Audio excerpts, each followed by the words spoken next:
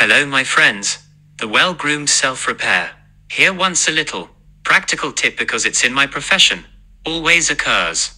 The customer doesn't pump on the washing machine. He's already cleaned the flow sieve. Here, once at the example of a bulk-netched washing machine. Of course, first open the flap sometimes goes a little difficult.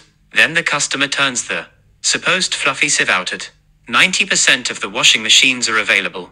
No more fluffy but a so-called foreign body trap in which possible monetary items, hair clamps and to catch similar things. He's looking for that, says yes. Clean. But the real problem lies behind it. You really should go directly to this shaft, look and find this pump, and this magnetic pump should be. In any case, you can often turn freely. Is there the constipation? At many washing machines see it a little. And there is another point to be observed. Of course, also open the service flap. At meal, however, it is important relatively slowly the water to expire. If you turn too much, the water will run automatically back to the floor pan of the device and you have the next error. Because the aquastop system of the devices trigger and you're surprised.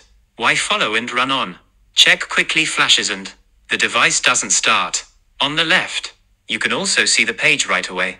Emergency release. So if at some point that doesn't have electricity and the bulge doesn't notice, just to pull in.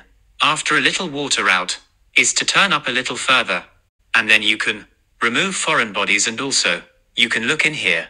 I have some extra here. Leave objects in it if it's not like that down there.